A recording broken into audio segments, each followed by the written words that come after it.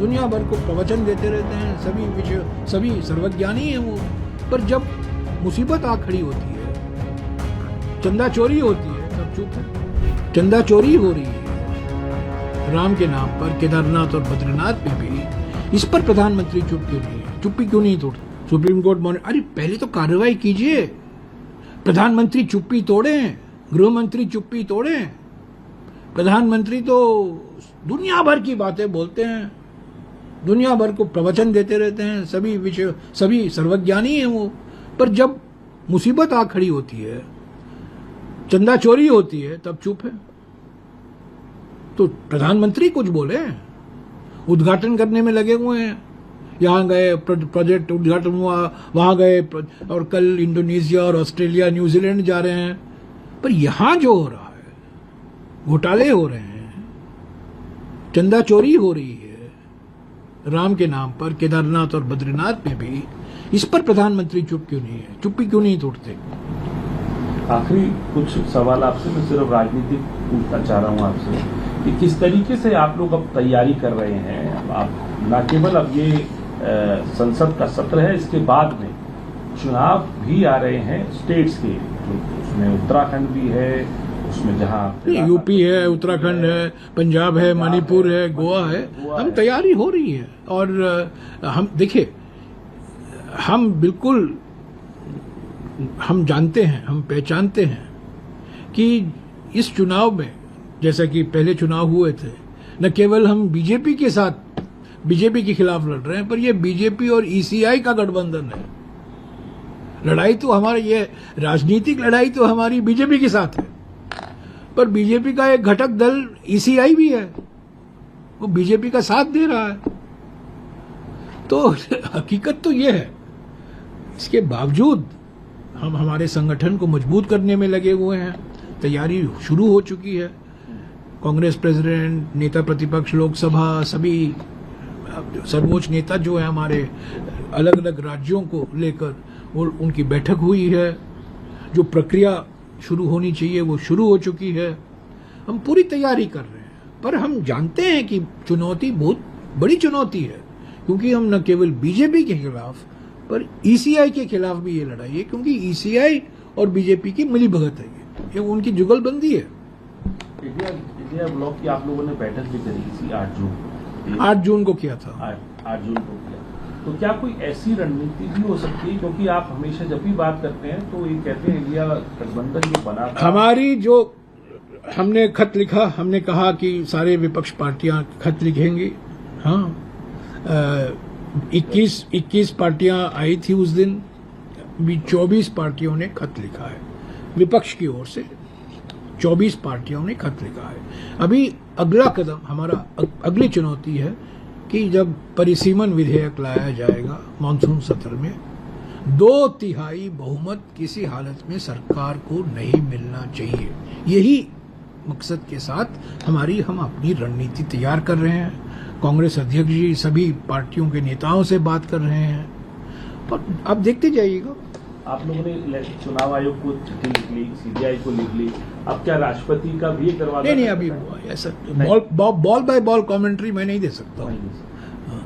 लेकिन ये जरूर ये क्या मैं रणनीति देख सकते हैं हम लोग इस बात की कि विधानसभा चुनावों में लोकतांत्रिक प्रतिरोध बनाम एक तांत्रिक प्रतिशोध, यही रणनीति है।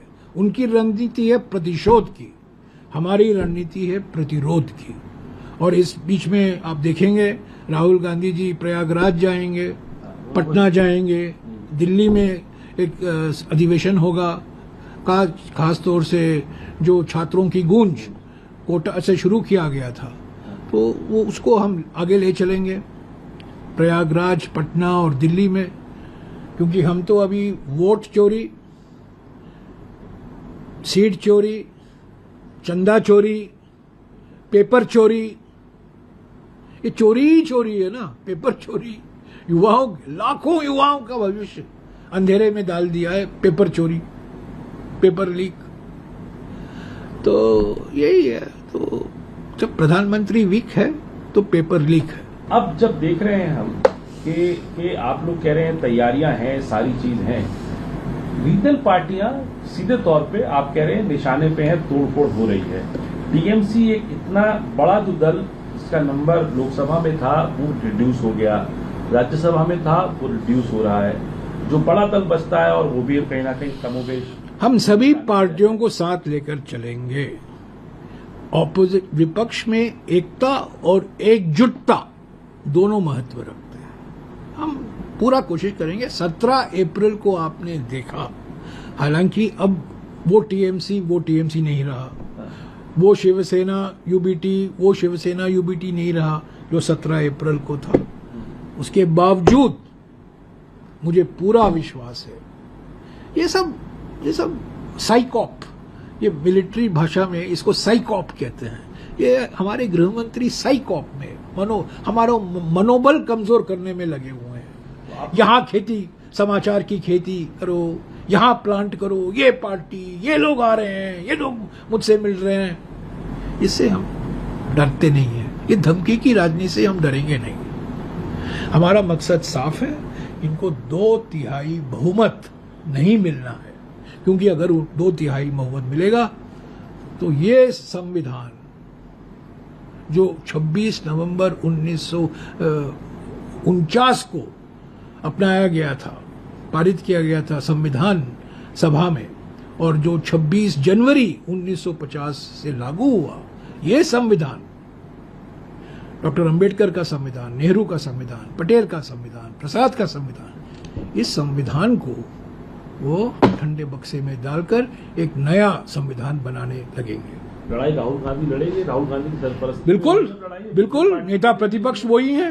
लड़ाई नहीं लड़ेंगे तो और कौन लड़ेंगे? वो तो नेता प्रतिपक्ष है। हमारे कांग्रेस अध्यक्ष मल्लिकार्जुन खड़गे, उनसे वरिष्ठ नेता आज कोई नहीं है किसी पार्टी में भी। सबसे वरिष्ठ नेता है हमारे देश के, और सामाजिक न्याय के एक चिन्ह है वो।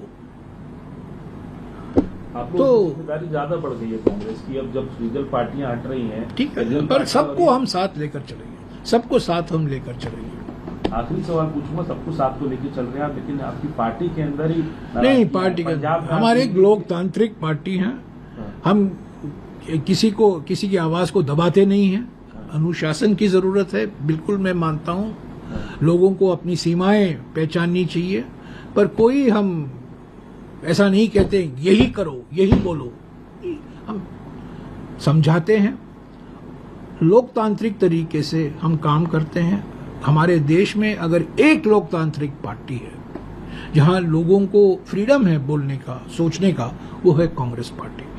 तो आवाज अनेक है पर मकसद एक है। अगर आप ये वीडियो YouTube पर देख रहे हैं तो हमारे चैनल को सब्सक्राइब कर बेल आइकन दबाएं, और Facebook पर देख रहे हैं तो हमारे पेज को लाइक करें।